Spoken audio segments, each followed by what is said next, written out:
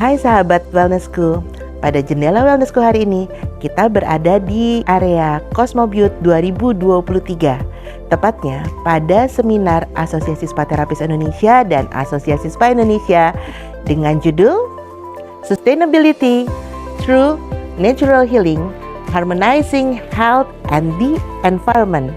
So, pastikan Anda harus mengikuti ini karena akan banyak sekali tren dan ilmu yang pasti kalian dapat. So, check it out!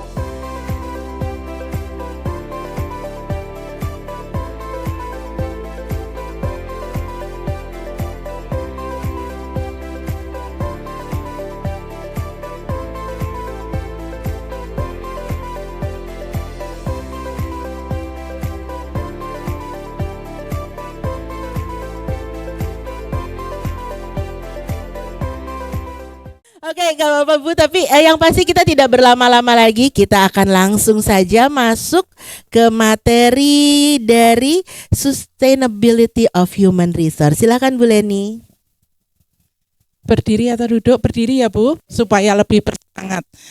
Pertama kali, Assalamualaikum warahmatullahi wabarakatuh. Selamat pagi menjelang siang, salam sejahtera untuk kita semua. Hum Swastiastu, Namo Buddhaya, salam kebajikan. Yang saya hormati Ketua Pasti atau Asti Pak? Pasti, yes. Pasti Bapak Dr. Muhammad Asyidi MPD. Saya tahu saya Pak Didi ya. Jadi saya nggak tahu kalau nama panjangnya Muhammad Asyadi ya.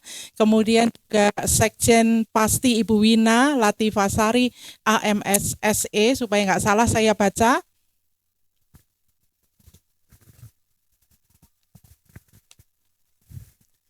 Juga kepada rekan-rekan sekalian, hai anak-anak muda yang di belakang, salam dan semangat selalu. My highest appreciate to all of you. Ibu Liana, apakah ada di sini? Oh, belum hadir. Oke. Baik, terima kasih kepada Pasti dan Cosmo Beauty, juga kepada para sponsor yang sudah memberikan kesempatan kepada saya untuk bisa sharing ilmu di tempat ini bersama adik-adik sekalian. Tadi mohon maaf ya, panjang sekali membacakannya, saya tidak tahu siapa yang mengirimkan CV-nya ya. Saya sendiri juga kaget begitu panjangnya. Baik, karena waktu yang sangat singkat, saya akan memulai presentasi saya. Judulnya keren kan? Sustainability Strategy in Human Resources Management. Ada yang tahu nggak artinya? Tahu semua ya adik-adik sekalian ya, jadi nggak perlu dibahas ya. Berarti selesai ya saya ya. Jadi rekan-rekan yang tercinta, saya baru sampai di Indonesia kemarin sore sekitar jam 3. Dari perjalanan saya 2,5 bulan berada di beberapa negara karena bisnis saya memang ada di overseas. Nah, Bapak Ibu sekalian dan rekan-rekan yang tercinta, ini bukan perjalanan holiday tetapi adalah perjalanan dalam rangka menjalankan fungsi yang akan kita bahas hari ini, yaitu tentang keberlanjutan sebuah usaha. Nah, di situ ada fungsi pelatihan, ada koordinasi, pengawasan. Itulah yang saya lakukan selama 2,5 bulan mengunjungi beberapa negara. Untuk melanjutkan presentasi hari ini, karena waktunya sangat singkat, tadi saya diulang-ulang diberitahu jangan lama-lama ya Bu. Padahal ngomongin manusia nggak bisa singkat. Kalau singkat nanti nggak sampai ya tujuannya. Nah, kita harus sama dulu, kita harus sepakat dulu tentang arti daripada manajemen sumber daya manusia ini. Jadi, pendapat para ahli banyak, nanti lihat sendiri aja di Google atau dari majalah, buku atau mana saja. Tapi saya ingin sepakat satu hal dulu, yaitu manajemen sumber daya manusia secara simpel, sederhana aja, yaitu sebuah strategi, bukan strategi, tetapi sebuah model cara kita mengelola sumber daya manusia secara efektif, efisien, hasilnya maksimal untuk mencapai tujuan perusahaan. Dan ingat ini tujuan karyawan harus terakomodasi juga di situ. Benar kan adik-adik sekalian? Betul, karyawan ini penting ya. Kalau tidak terakomodasi dengan baik, maka yang terjadi adalah demo ya. demo besar-besaran di Monas, di mana-mana. Itu karena salah satu fungsinya tidak terakomodasi. Next. Nah, artinya sudah Pak, lanjut. Nah, ini adalah 6 fungsi, banyak fungsinya, tergantung bagaimana kita menyikapi. Namun saya hanya memaparkan 6 aja, 6 pun tidak akan saya paparkan semua, tetapi yang penting-penting saja. Jadi fungsinya ada 6, yaitu yang paling penting di antara 6 fungsi ini adalah pengembangan dan pelatihan. Karena disinilah pengembangan dan pelatihan itu akan membuat sebuah perusahaan dapat berkelanjutan. Ya, nah fungsi MSDM itu bergantung dari apa? Industrinya. Industrinya itu apa? Kemudian besar kecilnya usaha itu seperti apa? Dan pekerja yang dipekerjakan seperti apa? Nah, kemudian industri itu 6 fungsi ini tadi. Karena manusia yang memegang peranan yang sangat penting, maka SDM inilah yang harus kita kelola. Itu ada 3 ya di dalam SDM yang saya maksud adalah yaitu yang pertama yaitu tentang pengusahanya. Kemudian yang kedua yaitu pekerja dan pemimpinnya. Saya tadi cerita tentang pemogokan. Seringkali pemogokan itu selalu diasosiasikan dengan yang mogok itu pekerja. Padahal enggak loh, pengusaha ya bisa mogok, bener enggak? Tahu enggak adik-adik, pengusaha kalau mogok actionnya gimana? Ada yang mau menjawab dapat hadiah loh. Mogoknya pengusaha seperti apa? Apa? Pusing dan bangkrut katanya. Berarti kalau kamu pusingkan, pengusahanya protes, bangkrut, tutup bersama, gitu ya maksudnya? Oh iya, baik kalau gitu. Jadi begini, kalau tadi bentuk daripada protes seorang pekerja adalah dalam bentuk demo, teriak-teriak ya, pengusaha itu kalau demo, diem malah. Nggak banyak ngomong, tahu-tahu apa? PHK, tahu-tahu nutup usahanya. Bahaya banget ya, maka jangan dibikin pusing ya.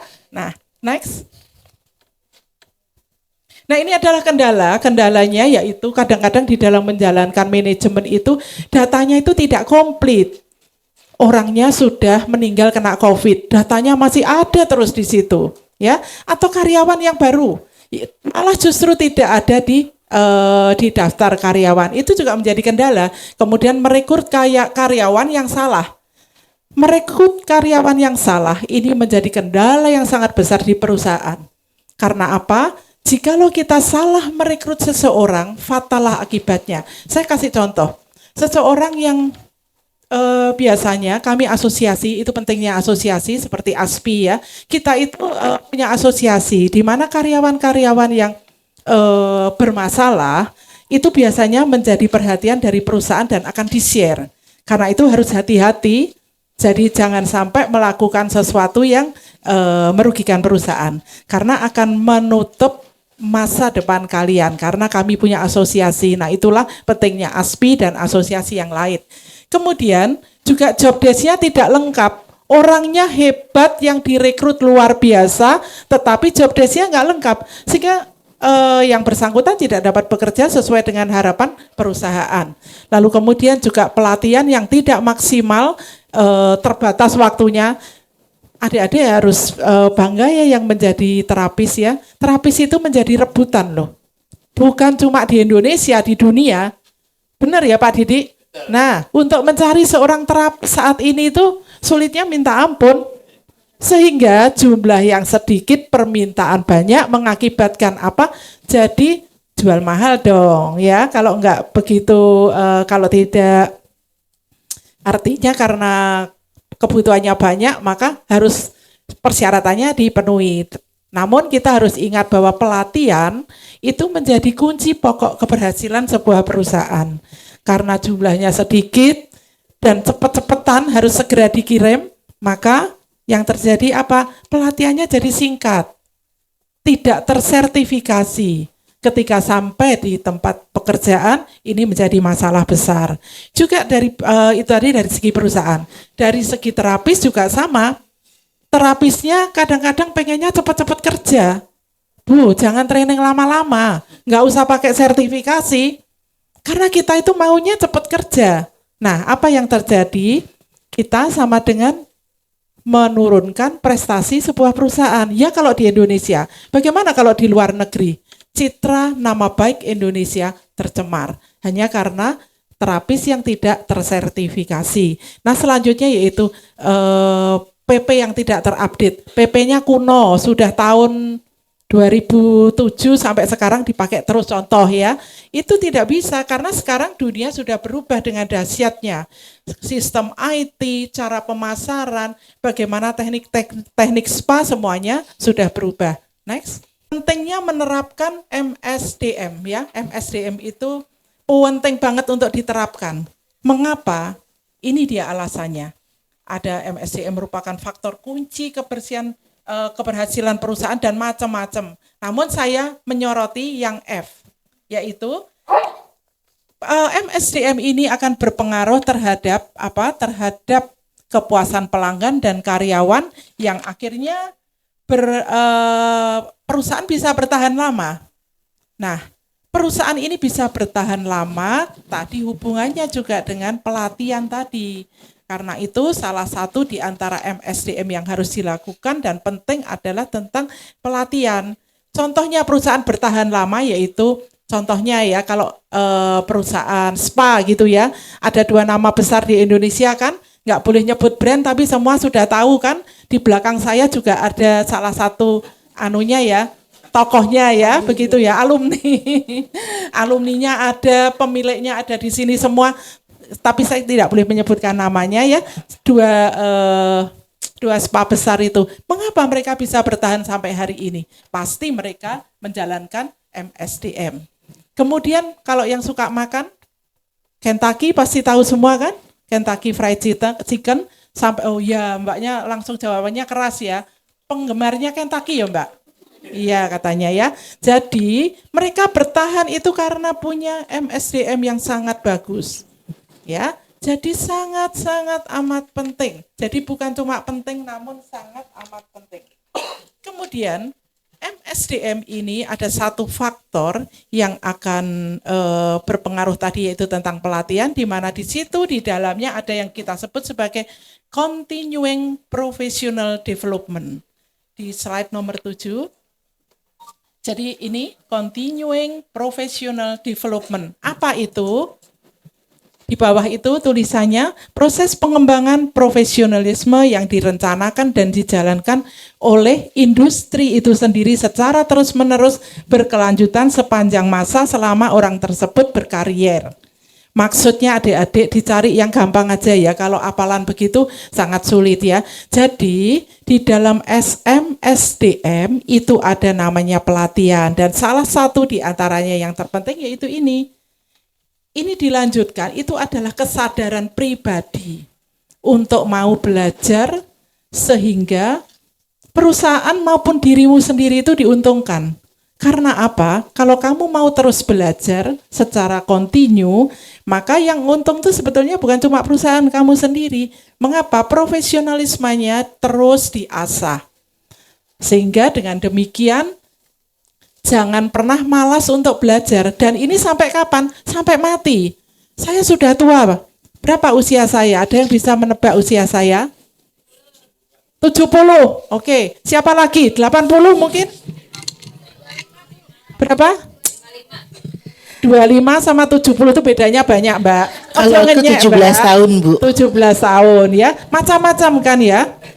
Usia saya itu 3 kalinya usia adik-adik itu, mungkin 4 kalinya ya. Nah, tapi saya tidak pernah berhenti belajar. Tadi moderator beritahu saya sekolah di sini, di situ, sekarang pun saya masih terus belajar. Kenapa? Kalau tidak saya update, maka institusi saya akan berhenti sejak saya tidak mengupdate. Di sini ada LSK, LKP yang siap untuk membantu kita untuk upgrade.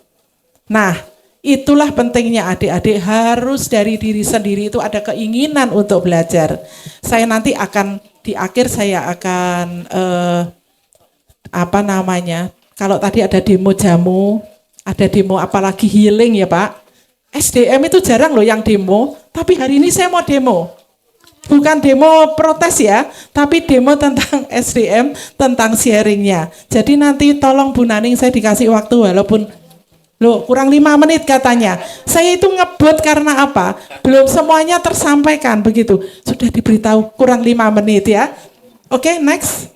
Nah, continuous professional development itu akan sangat penting di dalam menciptakan sumber daya manusia yang unggul. SDM yang unggul adalah profesional di bidangnya, kemudian dia bisa mengangkat nama perusahaan dan lebih itu mengangkat nama Indonesia. Ingat Bapak Ibu, Indonesia emas akan segera kita masuki. Dan di samping itu kita harus tahu bahwa sebelum Indonesia emas kita juga, next Mas. Jadi ini sebentar. Nah, ini SDM unggul. Di sini adalah salah satu adalah keinginan untuk menciptakan sustainability strategy and human resources. Itu menjadi salah satu di mana industri 4.5 sekarang sudah masuk ke 4.0, sekarang masuk 5.0 ya. Industri itu merubah pola pikir adik-adik dan semua pelaku usaha. Anak-anak zaman sekarang maunya instan, bener kan? Mau sukses cepet ya. Makanya trainingnya dilewati, di skip aja ya. Yang penting apa? Yang penting bisa bekerja. Ketika memasuki dunia kerja nggak siap. Nah, pada saat nggak siap, mereka harus berhadapan dengan apa? Dengan masalah. Dan di samping itu mereka pengen cepat, tetapi yang generasi lama ini belum berakhir loh. Seperti saya dan yang lain-lain. Ini juga tidak bisa di skip karena mereka sudah punya pengalaman. Mereka biasanya bekerja berdasarkan SOP. Yang anak-anak muda bekerjanya nggak usah SOP deh, pokoknya cepet-cepetan supaya bisa sukses. Menyelaraskan dua hal ini bukan pekerjaan yang gampang, sangat amat sulit. Akhirnya apa yang terjadi yaitu konflik di mana-mana. Nah, untuk menyiapkan Indonesia emas, maka kita masuk kepada generasi yang punya bibit-bibit unggul di perusahaan karena itu sangat penting. Nah, SDM unggul ini sangat penting sehingga harus terus dibina di dalam perusahaan. Tahun 2030 sampai 2040 itu adalah tahun di mana Indonesia itu memiliki, tolong Mas di presentasinya 2030 dan 2040 ini penting soalnya. Nah, ini bonus demografi. Apa itu bonus demografi? Yaitu masa di mana penduduk usia produktif kalian-kalian ini akan mendominasi di pekerjaan. Bagaimana? Siapkah kalian untuk itu? Kalau kalian tidak siap, artinya apa? Indonesia juga akan mengalami penurunan kualitas pendidikan. Mau nggak mau LKP, LSK, dan semua institusi pendidikan harus menyiapkan putra-putrinya dalam menghadapi Indonesia emas. Tadi saya menjanjikan demo, saya akan panggil 2 tim saya, mohon ke depan. Saya sekarang berbicara lebih kecil, yaitu di komunitas saya. Bagaimana saya membina anak-anak di komunitas saya ya. 2 tim saya mohon ke depan ya. Yang di belakang itu namanya Janet, dari mana? Dari mana? Janet, saya asli dari Papua. Yang satunya? Saya Febri dari Bojonegoro. Desanya Prambatan. Coba dicari di map aja, enggak ada kan desanya Prambatan. Ada yang tahu Prambatan di mana? Nyasar kalau ke rumahnya dia, karena naik mobil berhentinya di jalan raya, ke dalamnya jalan kaki. Jadi kita harus masuk ke dalam. 2 anak ini adalah tim saya. Yang sebelah kanan dia bekas Putri Pariwisata Indonesia tahun berapa? Tahun 2010. Tahun 2010 dari Irian. Dan yang satu ini lulusan SMK di sebuah desa yang terpencil. Tapi kedua-duanya menjadi tim saya yang hebat. Bagaimana mereka bisa? Karena melalui berbagai macam pelatihan. Adik-adik sekalian, saya ingin menunjukkan ini kenapa? Supaya kalian tahu bahwa menjadi seorang profesional itu tidak cukup hanya belajar secara pendidikan. Yang di sebelah kanan, karena dia juga bekas pramugari Sriwijaya Air ya, Batik Air, maka SOP segala macam itu sudah komplit bagi dia. Sudah profesional. Tapi yang satunya ini, yang kecil ini, nggak ngerti loh SOP. Dia nggak ngerti artinya SOP. Dia pergi ke, pertama kali kami ada pelatihan namanya survei lapangan ya. Setelah mereka lulus teknik spa, mereka akan diajak pergi ke mall, ke tempat-tempat yang wah begitu ya, biar nggak kaget. Karena nanti kalau dia kaget bahaya, semaput nanti ya, pingsan ya. Loh ini bener loh. Bener ya, temanmu ada yang pingsan ya? Betul, nggak berani naik eskalator juga ada. Nah itu dia. Anda sekalian kalau yang bapak-bapak dan ibu-ibu bisa lihat betapa penurunan sumber daya manusia ini menjadi concern yang sangat perlu kita perhatikan. Generasi saya dengan generasi beliaunya, kalau mungkin dari segi IT saya kalah, tetapi dari segi tanggung jawab dan semangat kerja mereka masih kurang dan perlu dibimbing. Jadi itulah tadi yang saya mau demo. Terapi saya bukan hanya pinter mijet. Kalau cuma pinter mijet, nggak masuk di tempat kami. Karena apa? Saya nggak pengen anak-anak ini menjadi seorang tukang pijat. Karena mereka bukan tukang pijat. Mereka adalah tenaga profesional. Jadi apa syaratnya bergabung dengan kami? Satu, dia harus bisa menjadi duta bangsa. Karena kami kebetulan banyak ada di luar negeri, kami ada di 7 negara dengan jumlah cabang 18, dan tenaga kerja kami di luar negeri ada 48 terapis yang terakhir berangkat minggu lalu ya Pak Didik. Saya dibantu oleh Pak Didik tadi karena kekurangan tenaga kerja, yang mau gabung silahkan promosi ya ini ya. Kemarin baru nyampe. Nah persyaratan untuk memberangkatkan mereka pun tidak mudah. Jadi harus ada ACC dari Kementerian Tenaga Kerja, kemudian dari KBRI, kemudian dari kepolisian, semuanya. Tapi semua kami ikuti satu demi satu. Kenapa? Kalau enggak kami jadi sasaran. Sasaran apa Pak Didi? Pemerasan. Pemerasan yang terjadi ya. Kita menolong anak-anak tetapi kita malah dituduh jualan manusia. Kan repot itu. Itu sesuatu hal yang sangat amat berlawanan ya. Jadi kembali saya beritahukan bahwa mereka harus mengenal budaya Indonesia. Ada pelatihan, mereka harus bisa main gamelan. Benar ini, benar-benar mereka bisa main gamelan. Mereka harus bisa menari. Pengen tahu? Yuk kita coba 1 menit aja. Silahkan duduk. Mas, tolong musiknya Mas. Dia menari di hadapan 3 presiden. 5 ya, 5 presiden. Bulan kemarin. Jadi terapis kita bisa menari, bisa main gamelan, tariannya simpel.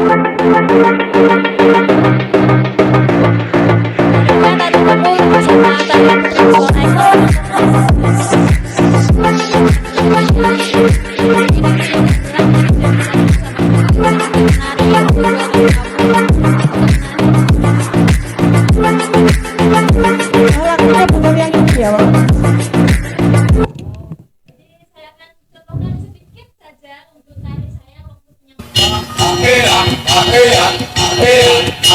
Ini terapis loh ya, ini terapis, ingat dia bukan penari profesional tapi dia adalah terapis.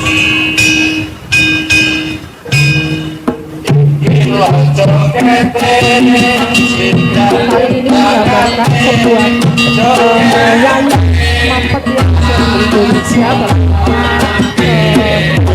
dia mendunia dengan wayang. Nah, terapis kami juga harus bisa seperti itu.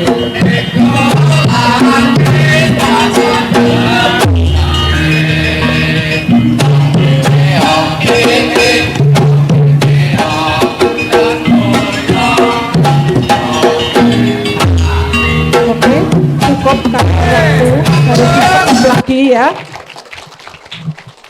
Nah, mungkin presentasi saya tidak bisa jelas karena saya juga bingung harus berhenti bagaimana merangkai ya. Tapi saya mohon maaf, saya usahakan sebisa mungkin. Intinya saya hanya menyimpulkan bahwa menjadi seorang terapis adalah kebanggaan. Bukan kebanggaan untuk diri sendiri, tetapi juga untuk negara. Kamu bisa berkeliling dunia, menawarkan kepada dunia betapa hebatnya Indonesia. Kamu adalah generasi-generasi penerus bangsa yang luar biasa. Saya generasi tua, kesempatan saya tinggal sedikit, tapi Anda kesempatannya masih panjang. Jalankan semua pelatihan. Di sini ada Pak Didik ya, tokohnya LKP, LSK dan segala macam itu. Jadi kamu harus belajar. Sertifikasi sangat penting. Dengan sertifikasi dapat mengangkat gaji kalian dari gaji standar menjadi 3 kali lebih tinggi di negara orang. Ketika saya membuktikan sendiri, ketika kami datang ke sebuah negara, tadinya yang menjadi terkenal di sana adalah Filipino and Thailand. Tetapi kami bisa membabat habis mereka sehingga spa Indonesia benar-benar diakui oleh dunia menjadi spa terbaik. Terima kasih. Mohon maaf ada kurang lebihnya, terutama ketidakjelasan tentang SDM. Nanti training sendiri ya dengan saya ya setelah ini ya. Terima kasih. Baik, terima kasih kepada Ibu Leni. Luar biasa banget ya teman-teman.